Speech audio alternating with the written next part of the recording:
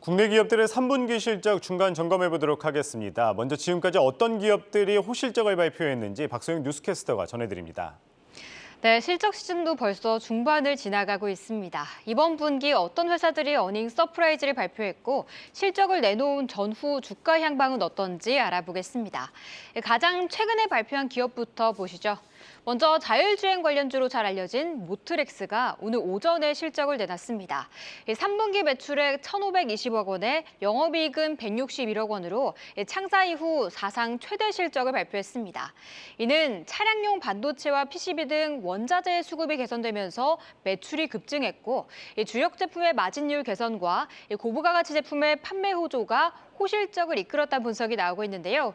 이 소식이 오늘 장중 6%까지 오르기도 했습니다. 그 후엔 조금 힘이 빠진 가운데 1.8% 오르고 있는데요.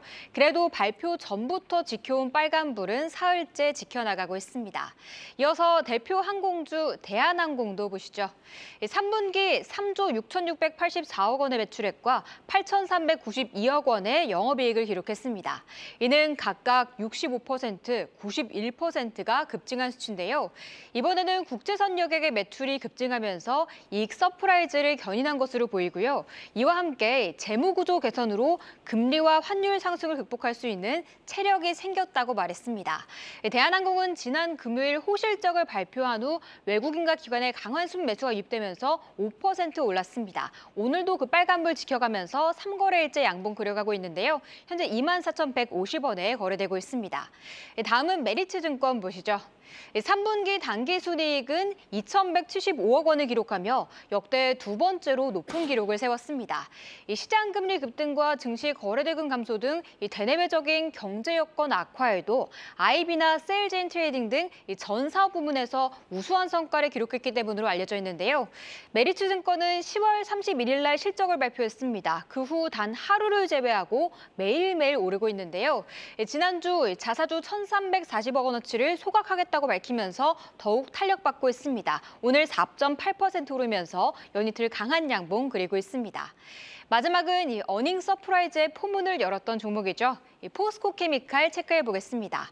사상 처음으로 이번에 분기 매출 1조 원을 넘겼습니다. 9분기 연속으로 최대 매출을 경신했고 영업이익도 분기 최대 규모를 기록했는데요. 배터리 소재 사업이 실적 성장을 견인한 것으로 알려졌습니다. 포스코케미칼은 10월 24일 실적을 발표한 후 4% 올랐습니다. 그 후에도 크게 밀리지 않은 채 계속해서 고공행진을 보이고 있는데요. 오늘도 강하게 오르면서 50일 신고가를 경신했습니다. 시장 대비 아웃퍼폼하면서 21만 5,500원에 거래되고 있습니다. 기존에는 실적 발표 전에 기대감으로 올랐다가 호실적을 발표하면 차익 실현이 나오면서 빠지곤 했지만 요즘은 그 모멘텀이 꾸준히 이어지면서 계속 상승세를 그리는 종목들이 나타나고 있는 상황입니다. 네, 아직 3분기 성적표 내놓지 않은 기업들이 있죠. 호실적이 기대되는 기업들 어디가 있을까요? 네, 오늘 신세계가 발표했듯이 내일은 현대백화점이 실적 발표를 앞두고 있습니다. 3분기 매출 1조 1,594억 원으로 전년 동기 대비 25% 늘어날 것으로 보이고요. 영업이익은 853억 원으로 79%가 급증할 것이란 시장 예상이 나오고 있습니다. 이는 패션 부문의 고성장세가 나타나고 있고 명품 성장세도 유지되고 있는 가운데 면세점 실적이 점진적으로 개선되고 있기 때문으로 보이고 있는데요. 여기에다 IBK 투자증권에서는 지주사 전환 가능성을 긍정적으로 보고 있다고도 덧붙이고 있습니다. 주가는 크게 움직이고 있진 않지만 9월 20일부터 단 하루를 제외하고 매일매일 외국인이 사들이고 있습니다. 연이틀 상승하고 있는 가운데 현재 5만 4천 원 선에 거래되고 있습니다. 이어서 수요일에 발표할 CS밴드의 컨센서스도 한번 살펴보시죠. 3분기 매출 3,692억 원, 영업이익은 207억 원으로 모두 전년 동기 대비 70% 가까이 늘어날 것으로 보이고 있습니다. 이는 환율 상승이 이끌 것으로 보이는 가운데 4분기에는 매출액 성장세가 더욱 커질 것으로 보이고 있는데요. 지금부터는 미국 법인의 실적 성장과 IRA 수혜에 주목해야 한다고 증권가에선 얘기하고 있습니다. CS윈드는 정부가 해상 풍력 분야 발전을 더욱 확대하겠다라고 한 발표 속에 전거래 3% 올랐습니다. 하늘은 오줌은 차익 매물이 나오고 있는데요. 상승분 반납하는 가운데 그래도 6만 원 선 지지해주고 있습니다. 네, 오늘은 국내 기업들의 3분기 실적 중간 점검 해보았습니다. 박소영 뉴스캐스터였습니다. 잘 들었습니다.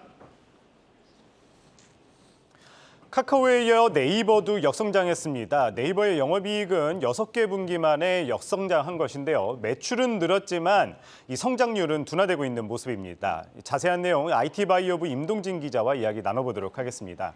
임 기자, 먼저 오늘 발표된 네이버 실적 짚어주시죠.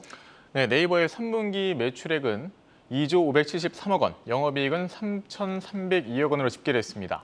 네, 1년 전과 비교해서 매출은 19.1% 늘었지만 영업이익은 5.6% 줄었습니다. 매출은 분기 사상 최대치를 기록했지만 영업이익은 지난해 1분기 이후 6분기 만에 역성장했습니다. 영업이익률 역시 하락세로 1년 전보다 4.2%포인트 떨어졌습니다. 네, 매출만 봤었을 때는 괜찮은 것 같아요. 근데 영업이익은 하락하는 모습이죠. 도대체 왜 그런 건가요? 네, 3분기 영업이익의 감소의 주된 이유는 콘텐츠와 클라우드 부문의 적자 영향이 큽니다. 네, 웹툰을 포함한 콘텐츠 부문의 적자는 이번 3분기에 1,047억 원을 기록했습니다. 또한 데이터 센터 관련 인프라 비용과 개발 운영 비용 증가가 영향을 미쳤습니다. 매출의 경우에도 성장률은 둔화되고 있습니다. 지난해 2분기 전년 대비 매출 성장률은 30%에 달했는데요. 네, 올해 상반기 23% 수준으로 내려왔던 성장률은 지난 분기에는 10%대로 떨어진 겁니다. 특히 전체 매출의 40% 이상을 차지하는 서치 플랫폼, 또 그 다음으로 비중이 큰 커머스 분야의 성장세가 꺾이고 있습니다. 네, 이 같은 추세라면은 4분기 전망도 그리 밝지는 않겠죠? 네, 맞습니다. 증권사 추정치를 종합해보면 4분기 매출 성장률은 더 낮아질 것으로 전망되고요. 영업이익은 3% 내외의 성장이 예상되고 있습니다. 네이버 측 역시 이번 컨퍼런스 콜에서 외부 불확실성이 확대되면서 광고주들의 마케팅 예산이 축소되고 있다면서 상황이 녹록치 않음을 인정했습니다. 또한 최근 2조 3천억 원이라는 막대한 금액을 투입키로 한 미국 패션 중고거래 플랫폼 이 포시마크 인수로 차입금 비용이 늘어난 것도 부담입니다. 이와 관련해 오늘 김남선 CFO는 2년 이내로 차입금 비율을 회복할 것이라고 밝히기도 했습니다. 또 포시마크의 상반기 적자가 500억 원이 넘는 상황인 만큼 내년 네이버의 실적에도 부정적인 영향이 불가피할 전망입니다. 네, 전 세계적으로 이 고강도 금리 인상도 그렇고 네이버에서 우려한 것처럼 이 외부 환경이 썩 좋지는 않죠? 네, 맞습니다. 이 파월 미국 연준 의장은 지난주 금리 상단을 더 높일 수 있음을 시사했습니다. 금리가 더 높아질수록 네이버 같은 성장주는 타격을 더 크게 받는데요. 금리가 오르면 기업의 미래 이익에 대한 할인율도 높아져서 미래 가치를 선반영하고 있는 성장주의 주가에 부담으로 작용합니다. 금리 등 외부 환경과 과도한 포시마크 인수 금액 등을 이유로 증권가에서는 지난달부터 네이버의 목표 주가를 많게는 30% 이상 줄줄이 하향 조정하고 있는 상황입니다. 네, 오늘 컨퍼런스 콜에서는 이 네이버 웹툰의 글로벌 IPO 이야기도 나왔다고요. 어떤 내용인가요? 네, 최수연 대표는 수년 내 네이버 웹툰을 미국 증시에 상장하기 위해 최선을 다할 계획이라고 밝혔습니다. 현재 적자 규모가 큰 상황인데요. 매출 성장세를 유지하고 수익성을 개선해 상장 시점까지 손익분기점을 달성하는 것이 목표입니다. 네이버 웹툰은 3분기에도 한국과 일본, 미국 등에서 1위 사업자 지위를 유지했고요. 글로벌 통합 유료 이용자 수는 8,900만 명을 돌파했습니다. 네, 오늘은 카카오에 이어 역성장한 네이버의 3분기 실적에 대해서 알아봤습니다. IT바이오부 임동진 기자였습니다. 잘 들었습니다. 네, 앞서 살펴봤듯이 카카오에 이어 네이버도 역성장했습니다. 네이버의 경우 6개 분기 만에 역성장한 건데요. 매출은 분기 사상 최대 매출을 올렸지만 이 성장률은 둔화하는 모습입니다. 실적 점검해보고 향후 모멘텀은 없는지 살펴보도록 하겠습니다. 서정현 신영증권 연구위원 전화 연결되어 있습니다. 안녕하십니까? 네, 안녕하세요. 예, 네이버 오늘 실적 발표했습니다. 앞에서도 이야기했지만 이 6개 분기 만에 역성장한 건데 어떻게 보십니까? 네. 말씀 잘 앞에서 하셨지만은 영업이익 기준으로 카카오도 예상보다 다소 부진했고 반면 네이버는 예상보다는 조금 잘 나온 것으로 파악을 하고 있습니다. 왜냐하면 컨센서스 역시 감익을 예상했었었고, 근데 영업이익의 감소 폭이 생각보다는 5%대에 그친 것이 아닌가 이렇게 생각이 되고요. 두 회사 모두 지금 마진이 좋은 사업은 성장이 좀 둔화되거나 아니면 경기에 영향을 받는 상황이고요. 대신 마진이 낮고 또는 적자에 해당하는 신사업들의 성장세가 매우 좋은 상황이기 때문에 당분간 이렇게 마진이 하락하는 것은 사실 좀 불가피한 것으로 받아들여지고 있습니다. 네, 지난주까지만 해도 이 카카오와 네이버 반짝 반등을 보인 것 같았습니다. 그래가지고 이 주가 반등 이어질 거라고 생각했는데 오늘도 그렇고 네이버와 카카오 다시 약세를 보이고 있는데요. 왜 그런 건가요? 실적 우려 때문일까요? 네, 지난주부터도 살짝 좀 힘이 빠지기 시작했던 것 같은데요. 이게 결국 미국 대형 인터넷 업체들, 가령 아마존이나 메타 플랫폼스라는 그런 회사들의 실적 시즌과 그리고 앞서 말씀하셨던 미국 FOMC 금리 관련 발표가 맞물리면서 우리나라 빅테크 주가에도 또다시 부담을 준 것으로 파악이 됩니다.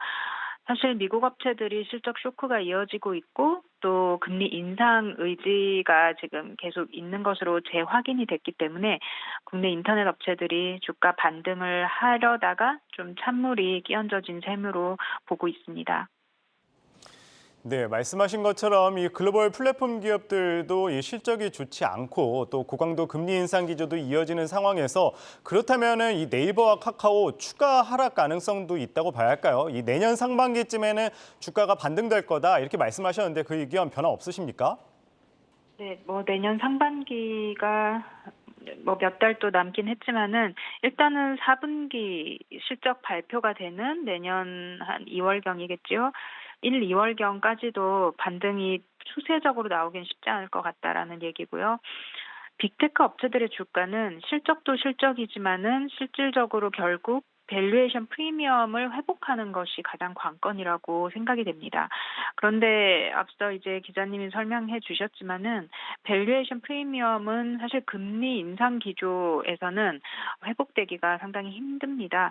그래서 미국 금리 인상 속도나 그 폭이 좀 안정화되는 시점, 그게 결국 이제 주가에도 좋은 영향이 올 텐데요.